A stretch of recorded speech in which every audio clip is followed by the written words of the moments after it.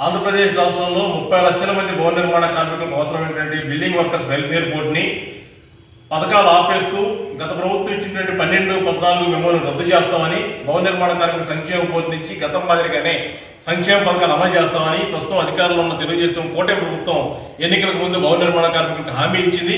మేము అధికారంలోకి వస్తే, మేము గెలిస్తే బిల్డింగ్ వర్కర్స్ వెల్ఫేర్ బోర్డుని మళ్ళీ గతం మాదిరిగా పనిచేస్తామని హామీ ఇవ్వడంతో ఆ హామీని నమ్మినటువంటి భవన నిర్మాణ కార్మికులు అత్యధికంగా తెలుగుదేశం కూటమి ప్రభుత్వం కోట్లు వేశారు. ఆ ప్రభుత్వం అధికారంలోకి వచ్చింది. అధికారంలోకి వచ్చి 10 మాసాలు పూర్తయినా ఇప్పటికీ బిల్డింగ్ వర్కర్స్ వెల్ఫేర్ బోర్డుని పునరుద్ధరణ చేయడం కోసం అవసరమైనటువంటి చర్యలు ఈ ప్రభుత్వం చేపట్టలేదు. దానికి నిరసనగా ఏప్రిల్ 24వ తేదీన అన్ని జిల్లా కలెక్టర్ కార్యాలయాల ముందు పెద్ద ఎత్తున భవన నిర్మాణ కార్మికులు హాజరై తమ నిరసన తెలియజేయాలని చెప్పని ఆంధ్రప్రదేశ్ భవన నిర్మాణ కార్మిక సంఘం సిఐటి అనుబంధ సంఘం వాళ్ళు పిలిపించింది. ఈ పిలుపుని జయప్రదం చేయాలని చెప్పని అన్ని జిల్లాల్లో జిల్లా సమావేశాలు, విస్తృత సమావేశాలు జరుగుతూ ఉన్నాయి. ఈరోజు ఆ నిర్ణయంలో భాగంగా శ్రీకాకుళం జిల్లా భవన నిర్మాణ కార్మిక సంఘం విస్తృత సమావేశం జరుగుతుంది.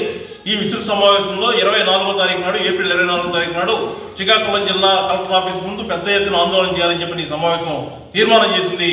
కాబట్టి అత్యధిక మంది భవన నిర్మాణ కార్మికులు రేపు 24వ తారీఖు నాడు జిల్లా కలెక్టరేట్ ముందు జరగబోయేటువంటి ఆందోళన కార్యక్రమంలో పాల్గొనాలని చెప్పని శ్రీకాకుళం జిల్లా భవన నిర్మాణ కార్మిక సంఘాన్ని భవన నిర్మాణ కార్మికులకి ఆంధ్రప్రదేశ్ బిల్డింగ్ వర్కర్స్ యూనియన్ రాష్ట్ర కమిటీ తరఫున విజ్ఞప్తి చేస్తా ఉన్నాం.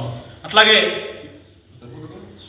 36లో ఏర్పాటు చేసిన బిల్డింగ్ వర్కర్స్ వెల్ఫేర్ యాక్ట్ ఫలితంగా అన్ని రాష్ట్రాల్లో బిల్డింగ్ వర్కర్స్కి సంక్షేమ పథకాలు, సంక్షేమ బోర్డులు ఏర్పాటు పథకాలు అమలు జరుగుతూ ఉన్నాయి. ఆంధ్రప్రదేశ్ పక్కన ఉన్నటువంటి తెలంగాణలో యాక్సిడెంట్ అయ్యి ప్రమాదవశాత్తు భవన నిర్మాణ కార్మికులు చనిపోతే 6 లక్షల రూపాయలు నష్టపరిహారం ఇస్తా ఉన్నారు. కర్ణాటకలో 10 లక్షలు ఇస్తా ఉన్నారు. ఇట్లాగ అన్ని రాష్ట్రాల్లో మన పక్కన శ్రీకాకుళం పక్కన ఉన్నటువంటి ఒరిస్సాలో భవన నిర్మాణ కార్మికుల సంక్షేమ పథకాలు అమలు జరుగుతూ ఉన్నాయి. చుట్టుపక్కల భారతదేశంలోని అన్ని రాష్ట్రాల్లో ఒక్క ఆంధ్రప్రదేశ్ రాష్ట్రం మినహా మిగతా అన్ని రాష్ట్రాల్లోనూ భవన నిర్మాణ కార్మికుల సంక్షేమ పథకాలు అమలు జరుగుతూ ఉన్నాయి. ఆంధ్రప్రదేశ్లో మాత్రమే బిల్డింగ్ వర్కర్స్ వెల్ఫేర్ బోర్డు నుంచి పథకాలు అమలు జరగడం లేదు. కానీ బిల్డింగ్ వర్కర్స్ సంక్షేమం కోసం ఖర్చు పెట్టాల్సిన నిధులు 4,000 కోట్ల రూపాయలు పైబడి నిధులున్నాయని చెప్పి సాక్షాత్తు రాష్ట్ర కార్మిక శాఖ మంత్రి వాసంశెట్టి సుభాష్ గారు మన శాసన మండలిలో సమాధానం ఇచ్చారు. కాబట్టి 4,000 కోట్ల రూపాయల నిధులని ఆంధ్రప్రదేశ్ రాష్ట్రంలోని భవన నిర్మాణ కార్మికుల సంక్షేమం కోసం ఖర్చు పెట్టాలని చెప్పి సిఐటి భవన నిర్మాణ కార్మిక సంఘం ఈ రాష్ట్రంలో డిమాండ్ చేస్తూ ఉన్నాం. తక్షణమే ఆంధ్రప్రదేశ్ ప్రభుత్వం స్పందించాలి.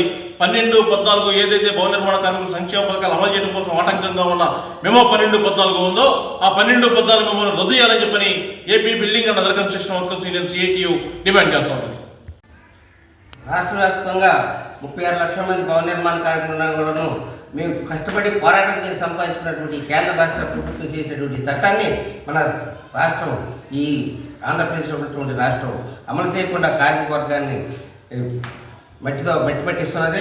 అందుకోసం మేము అలాగే శస్త్రరూపంలో చేసిన డబ్బులన్నీ మా కోసమే ఖర్చు పెట్టాలి. పాత పద్ధతిలో మా భవన నిర్మాణ కార్మికులు ఇచ్చినటువంటి సంక్షేమ కార్యక్రమాన్ని కూడా పునరుద్ధరించాలనేసి, అలాగే భవన నిర్మాణ కార్మికులకి ఇతర రాష్ట్రాల్లో ఇస్తున్నట్టుగా అన్ని సంక్షేమ పథకాలు అమలు చేయాలని మన ఆంధ్రప్రదేశ్లో ప్రభుత్వాన్ని మేము వేడుకుంటున్నాం. అలాగే దీనికి ప్రత్యేకంగా గత ప్రభుత్వం ఎలక్షన్ ముందు ఇచ్చినటువంటి హామీ ద్వారా ఇచ్చేటువంటి మాటల్ని అమలు చేయకుండా ఇప్పుడు భవన నిర్మాణ కార్మిక సంక్షేమ బోర్డుని నిలిపేసింది. అలాగే శస్త్రరూపంలో వసూలు చేసిన సొమ్ము 4,000 కోట్లకు పైగా ఈరోజు మన రాష్ట్ర ప్రభుత్వం దగ్గర ఉన్నది. కాబట్టి ఆ డబ్బును వెంటనే తీసి భవన నిర్మాణ కార్మికులకు ఖర్చు చేయాలి.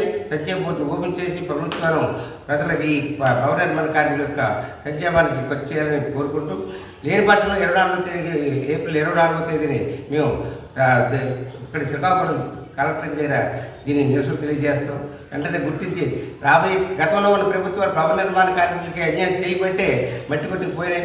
అదే పరిస్థితి ఈ రాష్ట్రానికి రాకుండా చూసుకోవాల్సిందిగా భవన నిర్మాణ కార్మికుల ద్వారా ఈ హెచ్చరిక మేము జారీ చేస్తున్నాం.